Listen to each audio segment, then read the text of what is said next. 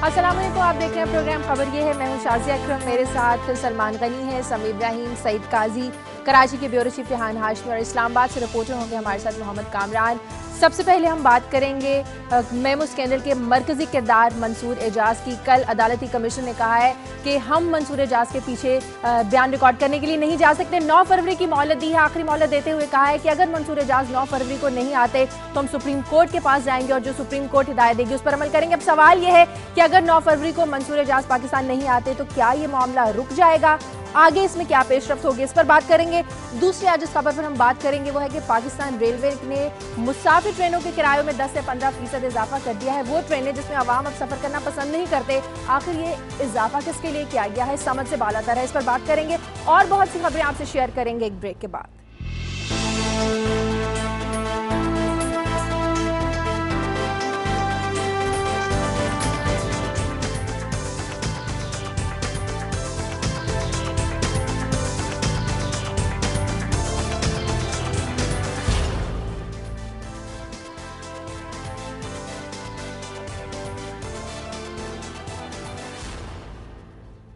Welcome back. आपको बताने के लिए और भी हमारे पास बहुत सी खबरें हैं। सबसे पहले सलमान गनी, आपके पास क्या खबर? शाजिया, पंजाब असम्बली का इजलास जारी है और गुज़िश्ता रोज़ भी वहाँ पर एहतजाज का सिलसिला जारी रहा। एहतजाज था वो नाकस अदवियात पर जो होने वाली हलाकतों के हवाले से, और अपोजिशन अरकान का कहना था जो हुकूमती ज़िम्मेदारान इसमें मुलव्वस हैं उनके खिलाफ मुकदमा कायम किया जाए।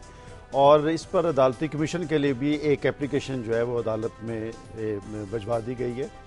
दूसरा, वापडा में निजकारी के ख़िलाफ़ जो मुलाजमीन हैं वो भी एहतजाज पर हैं और उनका कहना है कि ख़ुद KESC और हुकूमती जो बड़े अदारे हैं वो 1 खरब रुपए के नादिंदा हैं। अगर ये नादिंदगी ख़त्म हो जाए तो वापडा का बुरान ख़त्म हो सकता है।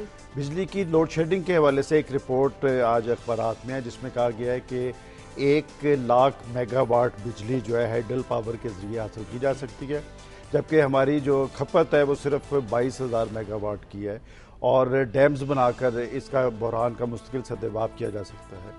साबिक़ सदर जनरल मुशर्रफ ने अपनी आमद के हवाले से कल दुबई में इजलास बुला लिया है। वो अपने साथियों से मशवरा करेंगे कि आएँ या ना।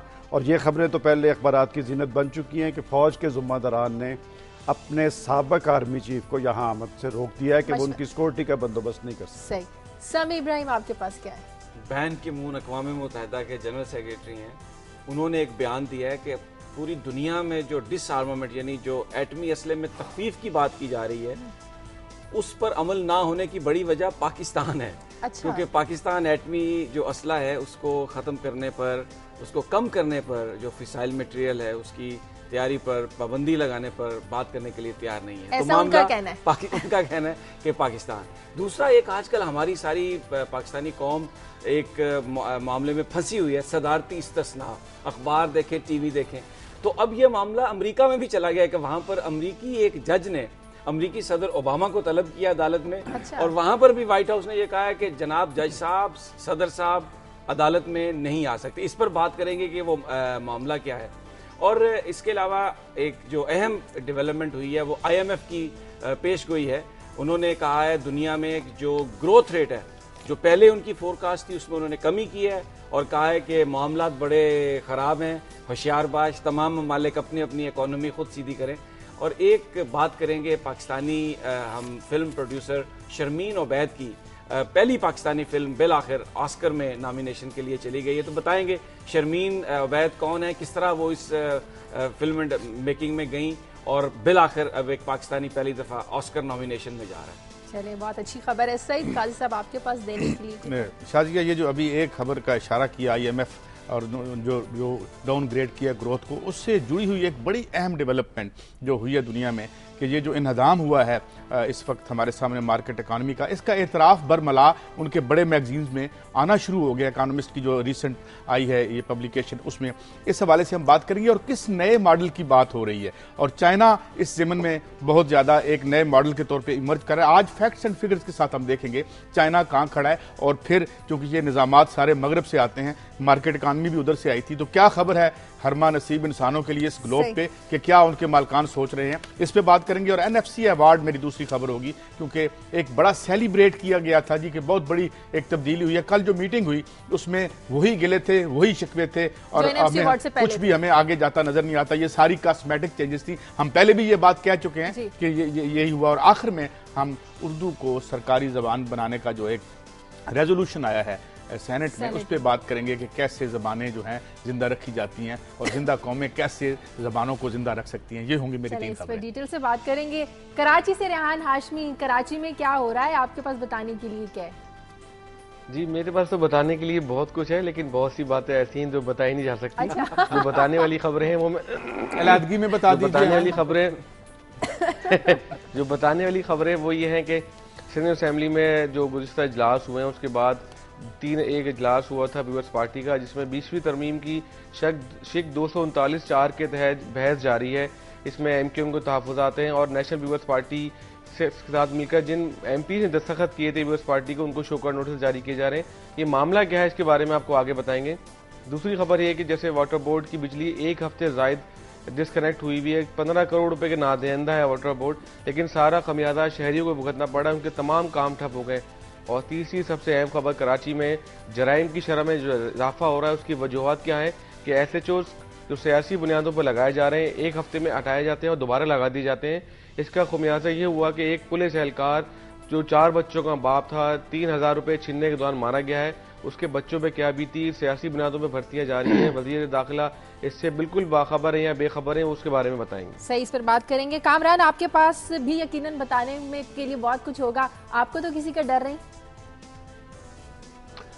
शाजिया 2-3 खबरें हैं, उनमें से 2 खबरें तो वाकई बताने वाली हैं, तीसरी पर एम्बार्गो होता है कि ना बताया जाए, लेकिन हम वो भी बताएंगे। अच्छा। पहली खबर तो यह है कि जो हमने कल गुज़िश्ता रोज़ बात की थी कि एक फ्रॉड केस है वज़ीर आज़म के साबिक मीडिया कोऑर्डिनेटर मियां खुर्रम रसूल पर, उनकी कल समाअत हुई थी। तो उस फ्रॉड केस में अब नोटिस हुआ था वज़ीर आज़म के प्रिंसिपल सेक्रेटरी खुशनोद लाशारी और 2 साबिक DG FIAs के खिलाफ कार्रवाई का हुक्म दिया था कि इन्होंने क्यों अभी तक मियां खुर्रम रसूल की गिरफ्तारी को मुमकिन नहीं बनाया। ये कल के रिटर्न ऑर्डर्स थे, आज इस पर रिपोर्ट जो है वो सुप्रीम कोर्ट में पेश की जाएगी, उस हवाले से बात करेंगे। दूसरी एक बात, जब आप मंसूर इजाज का जिक्र छेड़ेंगी तो उनका ये जो कल पार्लिमानी कमेटी का इजलास होना है उसमें ये मामला उठेगा। हुसैन हक्कानी का और DGSI के जवाबात आ चुके हैं, उस हवाले से बात की जाएगी। और तीसरी बात जो मैं कह रहा हूं कि अमूमन इसको एम्बार्गो समझा जाता है कि उस पर बात न की जाए, ये पाकिस्तान की खुफिया एजेंसियों से मुताल्लिक एक केस है। अडियाला जेल के 11 लापता कैदी थे जिन्हें एजेंसियों की तहवील में दिया गया, और अब सूरत हाल यह है कि उन 11 कैदियों में से 3 की हलाकतें हो चुकी हैं, यानी उनकी लाशें जो हैं अब वो मिल रही हैं। तो इस हवाले से उनकी जो 2 भाइयों की वालदा थी जिनको हलाक किया गया था, उनकी वालदा ने एक दरख्वास्त दी है, उस दरख्वास्त की आज समाअत होगी। खुफिया एजेंसियों का मामला है, इसीलिए मैंने कहा कि नॉर्मली इस पर बात नहीं की जाती, लेकिन हम इस पर बात करेंगे। चलें, इस पर भी हम आगे प्रोग्राम में चल के डिटेल में बात करेंगे। सबसे पहले आजकल जो खबरों की जीनत बनी है, हर न्यूज़ बुलेटिन की, हर टॉक शो की, मंसूर एजाज मेमो स्कैंडल का गनी साहब मरकज़ी किरदार। 9 फरवरी अब आखिरी डेट दी गई है। सवाल अब हर जगह यही उठ रहा है कि अगर 9 फरवरी को भी नहीं आते तो बात यहीं रुक जाएगी। 4-5 महीनों से इतनी जो हलचल मचाई हुई है मंसूर एजाज ने, खत्म हो जाएगा मामला? देखिए शाजिया, इसमें तो कोई शक नहीं कि प्राइम मिनिस्टर समेत वजीर दाखिला और दूसरे जो हुकूमती ज़िम्मेदारान, उन्होंने मंसूर एजाज को धमकाने की पूरी कोशिश की थी। और अब जब रहमान मलिक साहब को उस कमीशन ने बुलाया और उसके बाद रहमान मलिक साहब अपने बयान से भी फिर गए और उन्होंने कहा कि नहीं, उन्हें हर तरह का तहफ़्फ़ुज़ फराहम किया जाएगा। उस मंसूर एजाज की वजह से पाकिस्तान की कौमी सलामती के हवाले से कई सवालात खड़े हुए हैं। ये मामला ज़रूर खुलना चाहिए। और बात यह कि इम्पोर्टेंट मंसूर एजाज नहीं है, इम्पोर्टेंट वो मरासला है जिसके ज़रिए पाकिस्तान की कौमी सलामती पर असरअंदाज होने की कोशिश की गई है। मैं समझता हूँ कि 9 फरवरी को भी जो बज़ाहिर सूरत हाल नज़र आती है कि वो नहीं आएंगे, लेकिन पाकिस्तान की एक बड़ी पॉलिटिकल पार्टी के सरबराह नवाज शरीफ, पाकिस्तान के आर्मी चीफ, पाकिस्तान के ISI चीफ, वो उन्होंने कोर्ट में इसे एक बड़ी रियलिटी करार दिया था। उन्हें ज़रूर पाकिस्तान के अवाम को एतमाद में लेना चाहिए कि किस बुनियाद पर उनका ये मौक़िफ़ था कि ये एक हकीकत है। और बात यह कि मैं खुले अंदाज में ये बात कहूँगा, ये सिलसिला रेमंड डेविस की गिरफ्तारी से शुरू हुआ है और मेमो स्कैंडल और उसके बाद सलाला चेक पोस्ट पर हमारे फौजी जवानों की ये सारे मामला आपस में बाहम मुंसलिक हैं। और यकदम ये जो खामोशी आई है ये बड़ी पुरस्कार खामोशी है। कोई हाथ हो सकता है इसमें भी मंसूर इजाज को रोकने में। इसमें भी एक बारीक काम हुआ है। किसने रोका है कि यकदम सारों ने अपने ऊपर खामोशी तान ली है।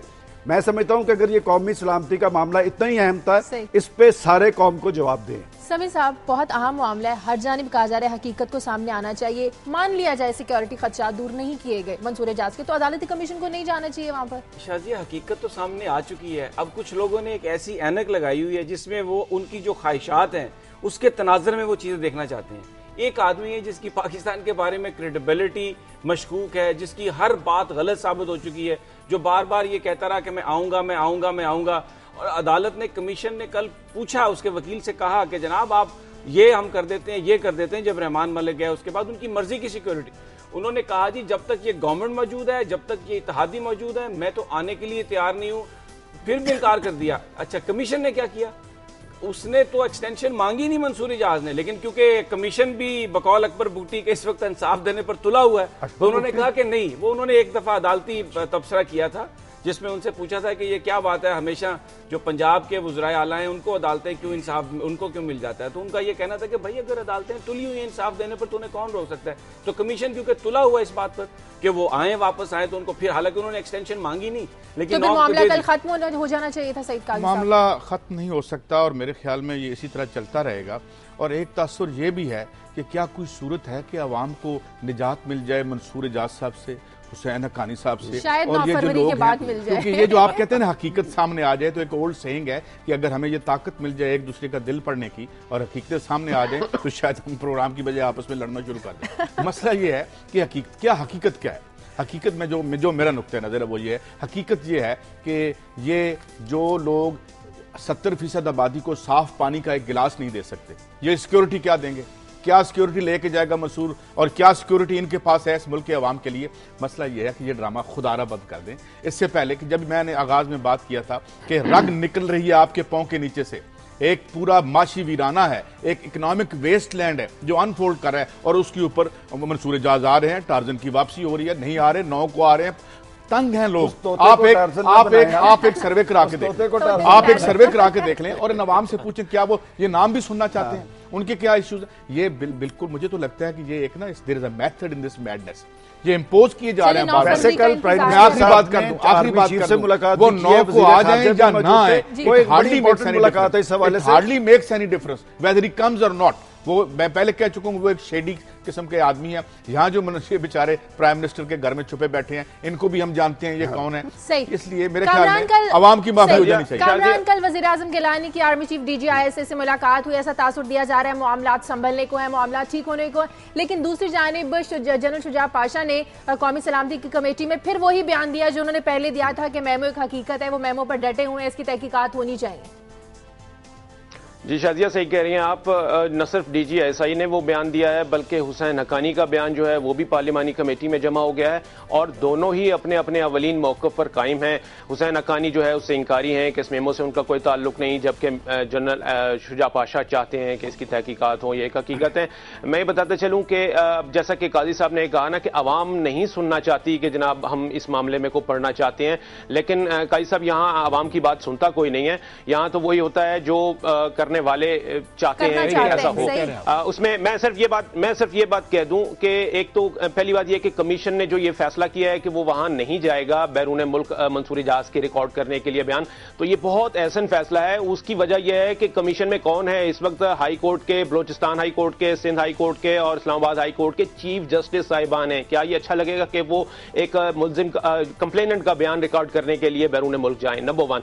नंबर 2, ये जो पार्लिमानी कमेटी है, अब कल इसका इजलास हो रहा है, वो अब इस मामले को लेगी, इसलिए ये भी बात इनकी दुरुस्त है कि अभी फिलहाल इस पे चाहे वो चीजें हशप हो रही हैं, उनको सेटल डाउन किया जा रहा है, लेकिन फौरी तौर पर इम्कान नहीं है कि इस इशू से कहीं ना कहीं कामरान हुकूमत के अंदर की ख्वाहिश पूरी हुई, रोकने में कामयाब तो हुई ना हुकूमत। बल्कि कामरान, ये हुकूमत के अंदर की ख्वाहिश है या कोई बाहर से कोई इशारा तो नहीं हुआ जो एकदम इसमें खामोशी आ गई है?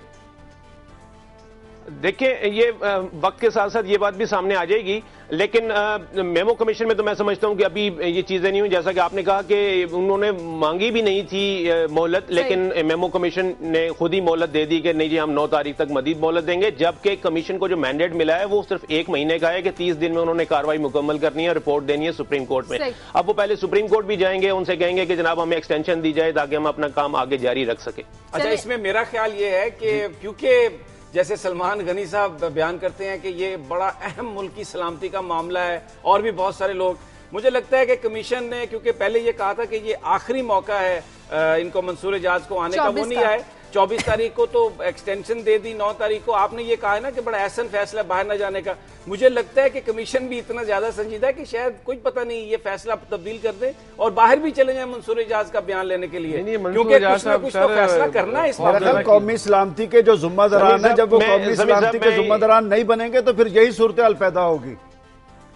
जी कामरान। समी साहब, मसला यही है कि अदालतें वाकई इंसाफ देने पे तुली हुई हैं, और मैं तो सुप्रीम कोर्ट और हाई कोर्ट और मेमो कमीशन में यही कुछ देख रहा हूं। लेकिन वाकई कामरान साहब, एक बात मैं भी अर्ज कर दूं, वो तुली हुई हैं, और जो हमारे हुक्मरान हैं वो इंसाफ ना लेने पर भी तुले हुए हैं। वो भी तुले में, वो भी तुले में। मैं इक्वली इंडिपेंडेंट, दोनों तरफ है, आग बराबर लगी हुई है। रेहान की बात भी सुन ले। रेहान, आप कुछ कह रहे हैं?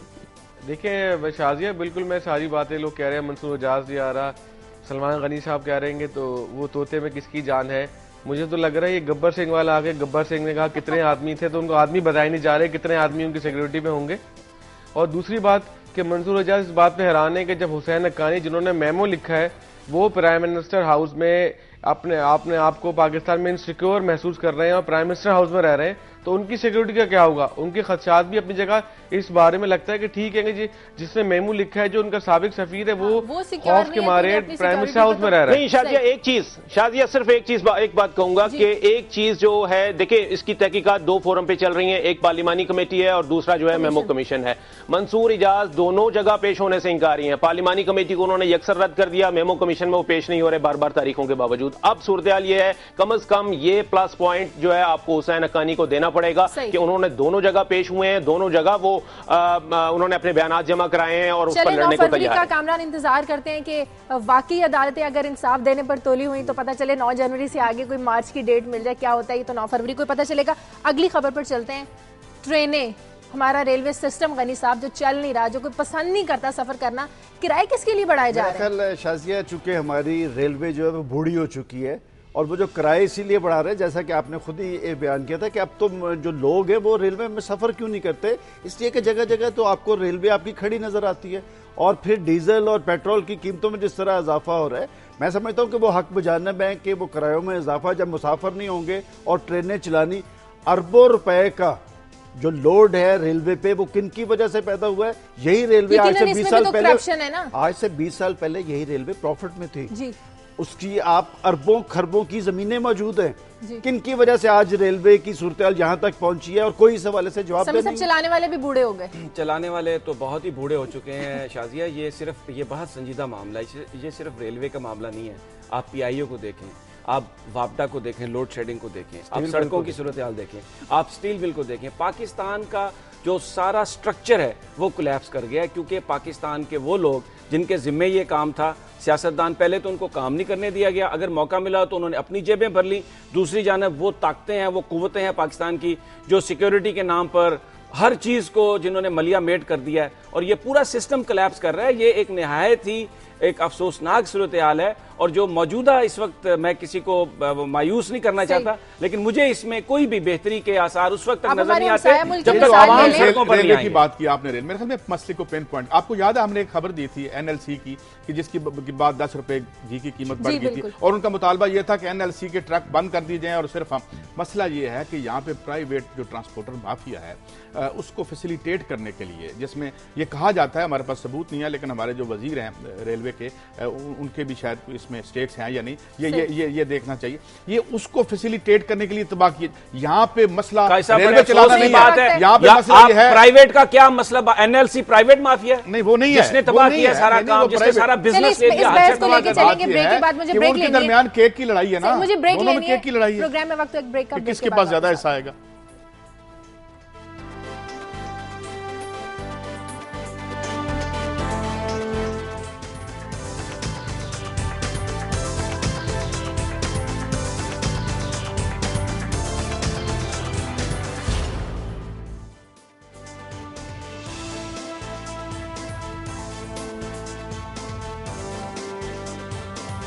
ब्रेक के बाद खुशामदीद हम बात करेंगे रेलवे भी बहरान से निकला नहीं तो किराए में तो इजाफा ऐसे कर दिया गया जैसे आवाम को बहुत ज्यादा रिलीफ दे रहे हैं। सईद काजी साहब आप कुछ कह रहे हैं? मुख्तसर ये अर्ज कर दूं कि ये मामला NLC या प्राइवेट ट्रांसपोर्टर्स का नहीं है, कार्टल्स का है।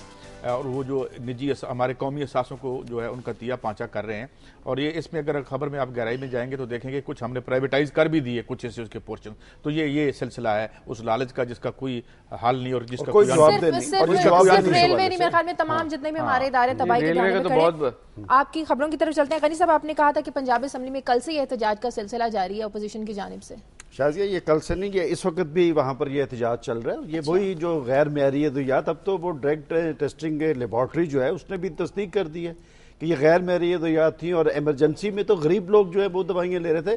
चीफ मिनिस्टर पंजाब जब से आए हैं वो मुतर्रक है, उन्होंने PIC का दौरा किया, रात को सर्विसेज हॉस्पिटल गए।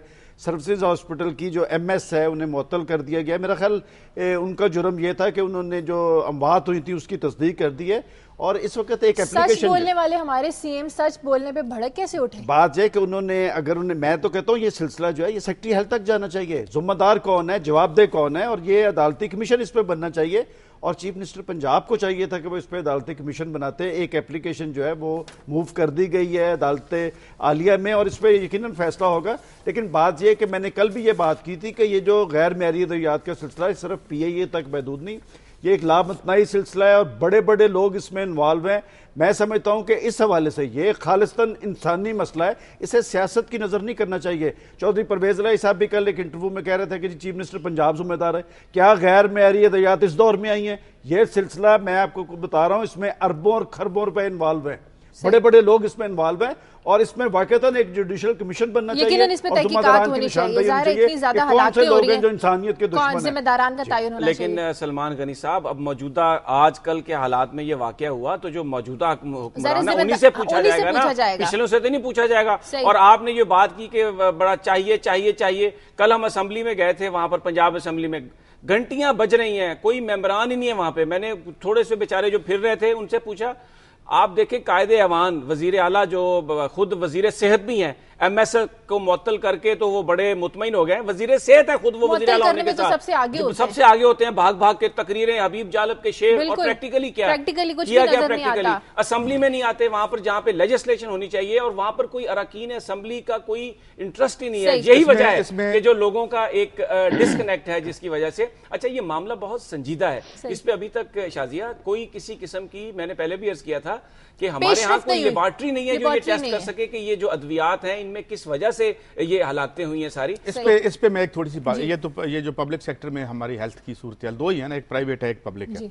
अब प्राइवेट में क्या है, अगर आप जाते हैं तो आपको बताया जाता है कि हुजूर आपके पास अगर इतने पैसे नहीं है तो आपके पास एक ही ऑप्शन बचा कि आप फौत हो जाएं।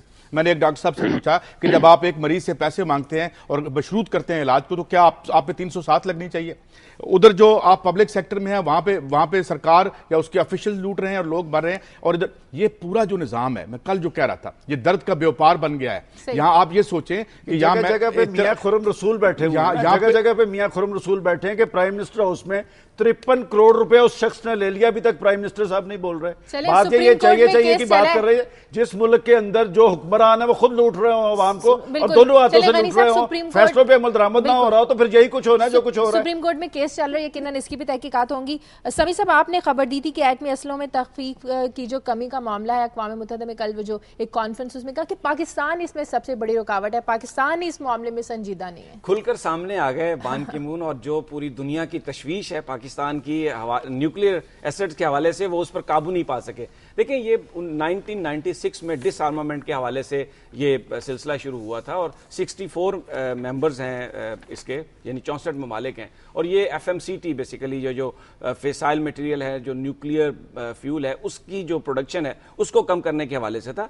इसके मामले में पाकिस्तान का एक बड़ा वाज़ेह मौक़िफ़ है कि हमारा जो राइवल है इंडिया, हमारा जो मिनिमम डेटरेंस है, हमने वो फिसाइल मटेरियल बनाना है और उसके हवाले से इंडिया जब तक वो नहीं जाएगा इसमें हम लोग नहीं जाएंगे। लेकिन बैन की-मून साहब ने ये कहा कि ये जो तखफीफ नहीं हो रही ये सिर्फ इसलिए नहीं हो रही कि पाकिस्तान जो है इसमें गुफ्तगू में आने के लिए तैयार नहीं है। अगर दुनिया पाकिस्तान के जो खदशात हैं सिक्योरिटी के हवाले से उस पर अपनी रिस्पॉन्सिबिलिटी पूरी करती, बान की मून साहब को यह ख्याल नहीं आया कि 64 साल से 60 साल से कश्मीर की रेजोल्यूशंस पड़ी हुई हैं अक़वाम मुत्तहिदा में, उनकी इंप्लीमेंटेशन की बात कर देते। ह्यूमन राइट्स की वायलेशन कहां पे हो रही है, अफगानिस्तान में लोग मर गए, वो ख्याल नहीं आया, सिर्फ पाकिस्तान का न्यूक्लियर प्रोग्राम नजर आया। यही दुनिया की नजर है पाकिस्तान के प्रोग्राम पर। ये सबसे बड़ी बात को आगे बढ़ाता हूं। हमने इसी प्रोग्राम में बॉब वुडवर्ड की किताब में ये कोट किया था जो बाइडेन को, जिसमें उसने ओबामा से कहा था कि असल मसला पाकिस्तान के न्यूक्स है, अफगानिस्तान की लड़ाई नहीं है। अब इसका मतलब यह है कि ये सारा मंसूर इजाद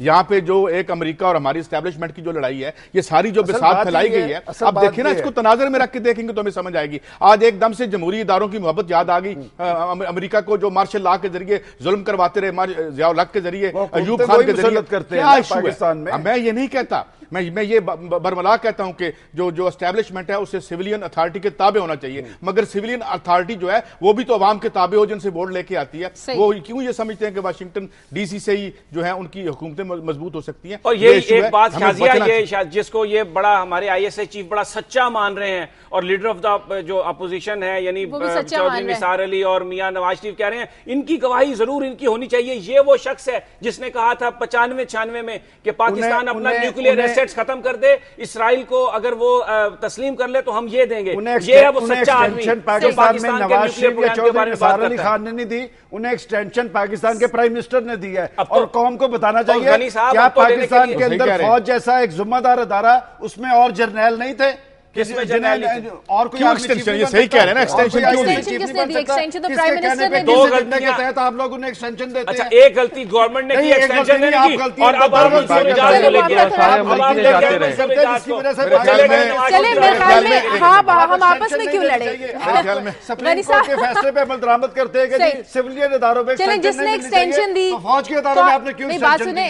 आजकल तो फौज के बड़े चैंपियन बने हुए हैं सियासतदान, यानी वो एक्सटेंशन नहीं है। आप अदारों को अदारे रहने दें, आप एक्सटेंशन ना दें। किसके कहने पे दी थी, किस एजेंडे के तहत दी थी? आज चले जिसने एक्सटेंशन दी, जिसको एक्सटेंशन मिली, अमन व अमान अगर इजाजत दें तो मैं बहाल कर दूं। अपने आप में क्यों लड़ाई डाले? आपस में लड़ाई नहीं कर रहे। हम ये कहते हैं कि एक पॉलिसी सुप्रीम कोर्ट का एक फैसला था कि एक्सटेंशन नहीं होनी चाहिए, फिर फौज के जिम्मेदारान को एक्सटेंशन पाकिस्तान के प्राइम मिनिस्टर ने दी थी, वो जवाब दे। अच्छा, जिनको एक्सटेंशन दी गई अब उनकी हमायत में मुस्लिम लीग नून जलसे जुलूस कर रही है। शहबाज शरीफ साहब कहते हैं ओए माफी मांगो, आपने जनरल कियानी के बारे में बात कर दी। रियासत बनाने की इजाजत मेरे ख्याल में सुलह करवा देते हैं। एक मिनट, बात ये है वो ठीक कह रहे हैं और कुछ ऐसी बातें हैं कि इसको छोड़ दें। परवेज मुशर्रफ जो है वो किसने प्रोटोकॉल दिया? मैं ये कह रहा हूं ये जो कौमी सलामती, देखें आप सीधी सी बात साफ बात कर देता हूं, इतनी खुली आप भी करके दिखा दें। डीफ हैंग करना, उसके हमारी सिक्योरिटी एस्टैब्लिशमेंट को वो वही करना चाह रहे हैं जो उन्होंने सद्दाम के साथ किया था। यहां मसला यह है कि हमारे पास न्यूक्स भी हैं। मैं ये नहीं कहता, मैं ये कहता हूं कि सिविलियन इदारों के ताबे रहें, लेकिन हम बाहर का एजेंडा ना लेके आए, हम अपने मसले अपने घर में तय करें। और यहां अगर ताकत है, जान है, तो फिर बगैर किसी आलमी आशीर्वाद के भी उठे हमारी सिविलियन अथॉरिटी और अपना राइट जो है। मुझे भी कुछ बात कहनी है। नहीं, मैं ही कहना चाहता हूं, देखें अमेरिकी बड़े तेज है, वो पाकिस्तानियों को हर 4 महीने बाद एक अपने शहरी के जरिए पूरी पाकिस्तानी हुकूमत समेत तमाम पाकिस्तानी नचाते हैं। आपके सामने रेवन डेविस का जो वाकया हुआ, पूरी कौम, पूरा मीडिया, तमाम हुकूमती इदारे रेवन डेविस में लगे रहे। उसके बाद नया शोशा आ गया मेमो, उसमें भी अमेरिकी शहरी। अब आप 4 महीने रुक जाएं, फिर एक और कोई मेमो आ जाएगा जो रेमन डेविस आ जाएगा और फिर पाकिस्तानी कौम, पाकिस्तानी मीडिया और सब उसी में लगे रहेंगे। तो ये अमेरिकी बड़े तेज हैं, वो समझ गए कि पाकिस्तानी को इसी मामले में उलझाया जाए। और जो शहरी आपने खबरें दी थी, सिंध असेंबली के इजलास में बहस चल रही थी 20वें आईनी तरमीमी बिल पर, MQM के कुछ तहफुजात थे। जी हाँ, बिल्कुल। असल में नेशनल पीपल्स पार्टी ने करारदाद लाने की कोशिश की थी 20वीं तरमीम के तहत 239 शिक है 239 4 के तहत। उनका ही कहना था कि जी जो इख्तियारात हैं सूबे बनाने के जो इख्तियारात हैं वो जो मुख्तलिफ सूबे हैं उनको होना चाहिए और पहले असेंबलियों से पास हो फिर वफाक में जाना चाहिए। इसके बाद MQM के तहफ़्फ़ुज़ात ये हैं कि जी ये 20वीं तरमीम के तहत जो वफाक को जो इख्तियारात हैं वफाक के पास ही रहने चाहिए। इस पर पीपल्स पार्टी के 10 से ज़ायद अरकान ने दस्तखत कर दिए थे उस करारदाद पे। उस करारदाद के बाद पीपल्स पार्टी ने फैसला किया कि उन MPs को शो का नोटिस जारी किए जाएंगे क्योंकि MQM उनकी हलीफ जमात है, बड़ी जमात है, उनके तहफ़्फ़ुज़ात को दूर करना है। शो का नोटिस जारी किए जाएंगे। कल भी इजलास हुआ NPP और पीपल्स पार्टी की जो अहम होद्देदारान के दरमियान MQM और पीपल्स पार्टी में फिर से कशीदगी का इम्कान है? नहीं, इस मामले में तो कशीदगी नहीं है। हालांकि हो सकता है कि जो मुशर्रफ के खिलाफ जो आर्टिकल 6 के तहत कार्रवाई है उसमें MQM ने एहतजाज का फैसला किया है, उसमें हो सकते हैं इख्तिलाफात हों। सही। कामरान, आपने भी खबर दी थी वजीर आजम के जो मीडिया कोऑर्डिनेटर थे खुर्रम रसूल, फ्रॉड का केस सुप्रीम कोर्ट में समाअत चल रही है। 2 साबिक जो DGFI थे उनकी गिरफ्तारी का हुक्म दे दिया गया है। आज रिपोर्ट भी पेश की जानी है सुप्रीम कोर्ट में। जी बिल्कुल, आज इस केस की समाअत होगी और ये 2 साबिक DGFI और प्लस जो ये वज़ीर आज़म के इस वक्त प्रिंसिपल सेक्रेटरी हैं खुशनोद लाशारी, इन तीनों के खिलाफ कानून के मुताबिक कार्रवाई का हुक्म दिया था। जो ऑर्डर लिखवाया था उसमें गिरफ्तारी का लफ्ज़ तो नहीं था, ये कहा गया था कि कानून के मुताबिक कार्रवाई की जाए, लेकिन चीफ जस्टिस की ऑब्जर्वेशन थी कि बेशक इन्हें गिरफ्तार करना पड़े, आप इन्हें गिरफ्तार करें और इस बात को मुमकिन बनाएं कि मियां खुर्रम जी DGFI आपके एक तो वसीम अहमद थे जो आपके भी शहर में IG रहे हैं, इसके अलावा इकबाल मलिक इकबाल, ये दोनों वो कॉन्ट्रैक्ट पे जी नहीं सुप्रीम कोर्ट को शायद दिल में है या नहीं, वो एडिशनल चीफ सेक्रेटरी सिंध है कॉन्ट्रैक्ट पर, और वो जैसे कॉन्ट्रैक्ट पे बात सलमान गनी साहब कर रहे थे कॉन्ट्रैक्ट पे लोग रखे जा रहे हैं, तो वो आजकल सिंध में एडिशनल चीफ सेक्रेटरी होम है। एक ये भी गुस्सा होगा, एक रेहान एक ये भी गुस्सा होगा सुप्रीम कोर्ट को कि उनके ये भी वायलेशन है उन्हीं के ऑर्डर की कि किसी रिटायर्ड ब्यूरोक्रेट को एक्सटेंशन नहीं दी जाएगी, वज़ीर आज़म से भी जवाब तलब किया जा सकता है क्योंकि उनके प्रिंसिपल सेक्रेटरी ने जो DGFI उनको हुक्म दिया था कि खुर्रम रसूल को गिरफ्तार ना किया जाए। ज़रा प्रिंसिपल सेक्रेटरी अपनी तरफ से तो ऐसा हुक्म नहीं दे सकते ना। देखिए इसके अब देखना यही है, देखिए मियां खुर्रम रसूल आखिर क्या वजह है, वजीर आजम अगर उनके किसी मीडिया कोऑर्डिनेटर जो साबका है उसने अगर कोई करप्शन की है तो वजीर आजम कहें कि भाई इसको पकड़ो, इसने क्यों ऐसी करप्शन की, मेरा से क्या ताल्लुक हो सकता है। तो लेकिन ये जिस तरह से FIA इसकी पुष्टपनाही कर रही है और उसकी गिरफ्तारी को नामुमकिन बना रही है, उससे यही लगता है कि इसके जो ताने बाने हैं वो कहीं बड़ों से मिलते हैं। जो 53 करोड़ रुपए हैं सिर्फ मियां खुर्रम रसूल की अपनी जेब में नहीं गए, उससे बहुत से लोग मुस्तफीद हुए हैं। और मियां खुर्रम रसूल अगर गिरफ्तार हुए और उन्होंने कोई ऐसा बयान दिया तो यकीनी तौर पर ये जो है इसकी जो बाज़गश्त है वो ईमान वज़ीर आज़म में भी सुनी जाएगी। मैंने एक आलमी हवाले से एक खबर दी थी और ये जो बहुत बड़े बड़े जरीदे हैं इकोनॉमिस्ट और इस तरह के जो उनके पॉलिसी साजों का माउथ पीस है, वो अब ये कह रहे हैं और बड़ी दिलचस्प बहस शुरू हो गई है कि जो निज़ाम हुआ है, हमारे पीछे निज़ाम है सोवियत यूनियन का और हमारे सामने है मार्केट इकानमी का, तो जो अब बहुत से नए नज़रियात सामने आ रहे हैं और वो ये कह रहे हैं कि रियासती सरमायादारी तरवीज पा रही है, खास तौर पर जो चाइना का मॉडल आया। और आज एक और बड़ी इंपॉर्टेंट बात कही ओबामा ने, जिससे वो कह रहा है कि जो आदमी अमेरिका में $10 लाख एक साल में कमाता है उसे 30% टैक्स देना चाहिए। ये ऐसी बातें हैं जो टैबूज थे, अमेरिका में हो नहीं सकते थे। तो अब ये लग रहा है कि अहले मगरब ये चाह रहे हैं कि रियासती जो कंट्रोल है, ये रेगुलेशंस हैं, वो दोबारा से सामने उनके सामने खुलता नजर आ रहा है। और चाइना की मिसाल दे रहे हैं क्योंकि चाइना ने बहुत तरक्की की और $11 ट्रिलियन की इकानमी बन गया है। तो ये एक बड़ी दिलचस्प सूरत हाल सामने आई है और इसमें हम ये देखते हैं कि ये निज़ाम जो शुरू हुआ था तकरीबन 70s में शुरू किया गया था, जिसके बाद प्राइवेटाइजेशन हुई। अब वो कह रहे हैं जी कि ये प्राइवेटाइजेशन का जो अहद है वो अब अपने आखिर की तरफ जा रहा है, मगर उसमें वो जो खास तौर पे नुक्ता उनका है वो ये कि जो रियासत है वो उसको रोल बैक मुकम्मल तौर पे नहीं करेगी, क्योंकि स्टॉक्स में भी वो कंपनियां रहेंगी और स्टॉक्स में भी वो कंपनियां रहेंगी। लेकिन सवाल ये है कि जो चाइना का मॉडल वो कह रहे हैं, चाइना में क्या हो रहा है। मैं आपको 2 फिगर देके इस खबर को खत्म करता हूं। 2 आपको कि चाइना में जहां 600 मिलियन लोग गुर्बत से बाहर निकले हैं, वहां 500 मिलियन लोग जो हैं वो लेस देन $2 डे पे रहते हैं और 150 मिलियन यानी 15 करोड़ लेस देन $1 डे पे रह रहे हैं। तो ये मॉडल्स की बहस दोबारा से शुरू हो गई है और दुनिया एक बार फिर लग रहा है कि भटक रही है तारीख में किसी बेहतर निजाम के लिए। गनी साहब, आपने खबर दी थी कि परवेज मुशर्रफ ने अपनी आमद से पहले दुबई में इजलास तलब दो किया। इंपॉर्टेंट, परवेज मुशर्रफ मैटर नहीं करते इस मुल्क के, दो बड़ी खबरें हैं। एक तो वापडा की निजकारी के हवाले से एहतजाज का सिलसिला जारी है और वापडा मुलाजमीन का कहना है कि 1 खरब रुपए के नादिंदा है KESC और खुद हुकूमती अदारे, और वो नादिंदगी ख़त्म करके वापडा को बचाया जा सकता है। दूसरी तरफ जो बड़ी इस वक्त मैं समझता हूँ पाकिस्तान को दरपेश जो बड़ा बहरान है वो बिजली का बहरान है। तो ऐसी रिपोर्ट सामने आई है कि हाइडल पावर को आप बरूए कार लाकर 1 लाख मेगावाट बिजली हासिल कर सकते हैं और पाकिस्तान के तमाम तकनीकी माहिरीन का इस अमर पर इतफाक है कि ये हाइडल पावर के लिए डैम्स, शायद ये बात यह कि जो रिपोर्ट्स आई हैं उसमें कि पाकिस्तान में डैम्स बनने में उतने पैसे खर्च नहीं होने जितना हमारा दुश्मन उन डैम्स को रोकने के लिए खर्च कर रहा है। कौन से लोग रुकावट हैं? कालाबाग डैम के हवाले से सबसे ज्यादा मुखालफत ANP करती है जो आज हुकूमती इत्तेहादी है। बेनजीर भुट्टो साहिबा के दौर में कालाबाग डैम का फैसला हो गया था, खुद नवाज शरीफ साहब ने ये ऐलान कर दिया था। अगर ये कौम पहले मेमो पे लड़ रही है, अब आप फिर दोबारा कालाबाग डैम ले आए बीच में। नहीं, मैं कोई ऐसे मामला पर बात कर लें, नहीं, कोई ऐसे कालाबाग के अलावा कोई और डैम बना लें। बिजली के बहरान ने आपका पाकिस्तान का बेड़ा गर्क कर दिया है। आज जो गुर्बत और बेरोजगारी है वो बिजली के बहरान की वजह से है। आज जो लाखों लोग बेरोजगार हो रहे हैं वो बिजली के बहरान की वजह से। आप कर लेना, एक मिनट, और भी रिसोर्सेज हैं। नहीं, आप ऐसा इशू लाके तोड़ना चाहते हैं पाकिस्तान को दोबारा। 20 अरब रुपए आपने IPPs को पे किए, क्या आप 10 अरब डॉलर में 10 अरब लाके डैम आप थर्मल की सपोर्ट ना करें। जो चीज पाकिस्तान के आप बैरूनी आप ये वाहिद मुल्क है जो डैम बनने से डूब जाता है, उन्हें अकोमोडेट करना। सलमान गनी साहब, ये वाहिद मुल्क है जो डैम बनाने से दूसरे मुल्क है डैम बनाने से नहीं टूटेगा, लोग इस तरह टूटेगा जिस तरह आप लोगों को लेके जा रहे हैं। बात ये कुछ खबरें रह गई हैं, बात कर लें। एक तो बात ये डैम्स किन लोगों के लिए, कौन लोग इसमें रुकावट है जो दुश्मन के एजेंडे पे हैं। क्या पाकिस्तान में सिर्फ एक कालाबाग ही है जहां पर डैम बन सकता है? डैम बना लें, छोटे डैम बना लें, रिसोर्सेज आप बना लें। यानी कौन पहले ही बटी हुई है। पावर प्रोजेक्ट्स में किस लोगों ने लूटा? 6 अरब रुपए वापस करवाए हैं, किनसे करवाए हैं, किन लोगों ने लूटे थे? सलमान गनी साहब, या लोग माल बना लें या डैम बना लें, यहाँ पे स्कैंडल पे लड़ाइयां हो रही हैं। बात ये असल इशू बिजली का बहरान है, गैस का बहरान है, महंगाई है, बेरोजगारी और मियां खुर्रम रसूल है। ये मियां खुर्रम रसूल ने 53 करोड़ रुपए कहां से लूटे? चले सुप्रीम कोर्ट निकलवा लेगी गनी साहब। आप इस हवाले से जवाब टाइम कम है कि किन लोगों ने लूटे ये पैसे? यही असल देखिए, यही मामला है पाकिस्तान का, करप्शन।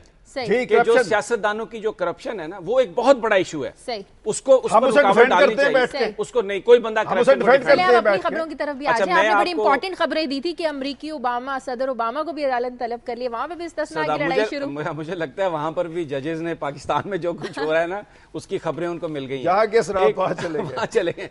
वो ये है, उसकी कहानी ये है कि क्योंकि इलेक्शन सीजन है अमेरिका में, तो जो प्राइमरी एक उनका टर्म इस्तेमाल की जाती है जिसमें पार्टी के अंदर नॉमिनेशन दी जाती है, जिसमें लोग आके वोट डालते हैं। तो अटलांटा में ये एक पिटीशन दायर हुई कि सदर ओबामा जो हैं वो अमेरिकी शहरी नहीं है, अमेरिका में पैदा नहीं हुए थे, इसलिए उनका नाम जो बैलेट पेपर है उससे निकाल दिया जाए। उस हवाले से वहां पर एक जज हैं, उन्होंने ओबामा साहब को तलब कर लिया कि आके आप बयान करें एडमिनिस्ट्रेटिव हियरिंग में। तो व्हाइट हाउस के लॉयर्स ने जाकर कहा कि आप इस सबीने को क्वाश करें, खत्म करें, क्योंकि सदर ओबामा पेश नहीं हो सकते। तो जज ने अपने फैसले में यह कहा कि ठीक है, हो सकता है कि कानूनी तौर पर आपकी बात सही है कि वो पेश नहीं हो सकते, लेकिन मुझे आप ये बताएं कि इसमें लीगल अथॉरिटी क्या है, ये मुझे ये बता दें कि इसमें अनरीजनेबल क्या है। तो उन्होंने कहा कि वो इसका स्केड्यूल है, सदर ओबामा ने ट्रैवल करना, ये वो। तो जज ने कहा ये कोई रीजनिंग नहीं है, मैं इसको नहीं मानता। अब क्या, जुमेरात को उसकी अगली हेयरिंग है, और अगर वाली बात की जुमेरात को हेयरिंग है, और अगर लेकिन यहाँ की अदालतें तो बहाने मान भी लेती हैं गनी साहब। अब जुमेरात को नहीं है वहाँ। जी जी। अब जुमेरात को उसकी हेयरिंग है, और अगर सदर ओबामा नहीं जाते तो फिर ये हो सकता है कि वो सुपीरियर जज को वहां पे फॉल्टन काउंटी में भेज दें, तो इस पे कंटेम्प्ट भी लग सकती है, या ये जो सबीना है इसको कहाँ से मिलेगा? दो खबरें जो थी, अगर इजाजत हो तो एक तो NFC अवार्ड की मैं बात मुख्तसर ये कह रहे थे जी NFC अवार्ड हो गया माशाल्लाह, बिल्कुल दूध और शहद की नहरें बह निकलेंगी, मगर जो कल मीटिंग हुई उसमें हमने ये देखा कि वही शिकवे और शिकायत थी, और हम ये समझते हैं कि ये कॉस्मेटिक जो अरेंजमेंट है होना चाहिए, सूबों को एम्पावर किया जाना चाहिए, मगर नहीं हुआ। और जो शिकायतें आई हैं वही हैं, और खासतौर पे पंजाब की शिकायत आई है कि वो कह रहे हैं जी हमें ओवरड्राफ्ट करना पड़ रहा है क्योंकि आपके फंड्स का फ्लो ठीक नहीं है। तो ये वही बाज़गश्त है जो आ रही है। और और आखिरी में ये बात कर दूं, ये उर्दू ज़बान की जो बात हुई थी, ये उर्दू ज़बान होनी चाहिए और सरकारी ज़बान बननी भी चाहिए, मगर आपको एक ख़ास माशी लेवल अचीव करना पड़ता है। इजराइल की मिसाल देता हूँ, उन्होंने अपनी मुर्दा ज़बान को ज़िंदा कर लिया, मगर कैसे किया? वो असम्बली में लॉ पास करके नहीं होता, एक कौम को और तहजीब को और मैशत को संवार के होता है। सही 64 साल हो गया, हमें यही नहीं पता चला कि हमने भी ज़ुबान कौन सी रखी है सरकारी सतह पर। कामरान के पास जाऊंगी। कामरान, आपने बड़ी अहम खबर दी थी कि अडयाला जेल के जो लापता कैदी हैं वो खुफिया एजेंसियों की तहवील में। जी शाजिया, ये बहुत इंपॉर्टेंट केस था और मशहूर भी हुआ एक वक्त में। हुआ ये था, थोड़ा सा बैकग्राउंड बता दूं बहुत मुख्तसर, कि ये 11 ऐसे कैदी थे जो कि जिनको के जिहादी सरगर्मियों की शुबह में पकड़ा गया, लेकिन अदालतों, अडयाला जेल में ये कैद थे, लेकिन अदालत ने यह फैसला किया कि ये बेगुनाह हैं, इनको रिहा कर दिया जाए। जिस दिन इनकी रिहाई थी, इनको वापस आना था, इनके जो अजीज वकारब थे ये इन्हें लेने के लिए वहां गए जेल के बाहर, लेकिन हुआ ये कि खुफिया एजेंसियों ने जेल के अंदर से ही रिहाई के बाद इनको चुपचाप उठा लिया और कहीं और ले गए। उसके बाद से ये लापता थे, इनके जो अजीज वकारब थे ये बाहर ही खड़े रहे। उन्होंने फिर सुप्रीम कोर्ट से रुजू किया। उनका ये कहना था कि जी हमारे जो ये अकारिब हैं इनको एजेंसियों ने उठाया है। सुप्रीम कोर्ट ने उस केस में DGISI को नोटिस जारी किया था। ये वो वाहिद केस है जिसमें कि ये उसूल करार पाया कि हाँ, जो हमारी खुफिया एजेंसियां हैं they are accountable and answerable before this honourable court. उसमें ये एक प्रेसिडेंट सेट हो गई थी। अब हुआ ये कि पहले वहां पर एजेंसियों ने कहा कि हमारे पास नहीं है, लेकिन जब सुप्रीम कोर्ट ने तहरीरी हुक्म मांगा तो फिर उन्होंने मान लिया कि हाँ ये हमारे पास हैं और इनके खिलाफ ये इल्जामात हैं, इनकी इंटेरोगेशन हो रही है। सुप्रीम कोर्ट ने इजाजत दे दी कि ठीक है आप इनसे इंटेरोगेशन करें। अब उसका हो ये रहा है कि उस 11 में से आहिस्ता आहिस्ता 3 कैदी जो हैं वो जाँ बाक हो चुके हैं, कह दिया गया कि ये हलाक हो गए हैं और उनकी लाशें जो हैं उनकी, मैं चाह दिया, उनकी जो तस्वीरें हैं उनके लवाकिन ने जो खींची हैं, जो बॉडीज उनको मिली थी मरने वालों की, उनके जिस्मों पर जिस तरह से तशद्दुद के निशानात हैं वो तस्वीरें हमारे पास मौजूद हैं। लेकिन ये सुबह के वक्त मैं ये तस्वीरें वो दिखाना नहीं चाहता, ये शो खराब नहीं करना चाहता कि किस तरह से उनको तशद्दुद किया गया। ये केस है, इसमें उनकी वालदा ने एप्लीकेशन दी है कि इस केस को सुने। आज इस केस की समाअत है, देखें उस पर सुप्रीम कोर्ट क्या करती है। प्रोग्राम का वक्त खत्म हो रहा है, जाते हुए किसी के पास कोई अच्छी खबर? मैं एक अच्छी खबर देता हूँ। शर्मीन ओबैद एक पाकिस्तानी है, पाकिस्तानी, उन्होंने एक फिल्म बनाई है, को डायरेक्ट किया है फिल्म को उन्होंने, सेविंग फेस। वो ऑस्कर नॉमिनेशन के लिए चली गई है।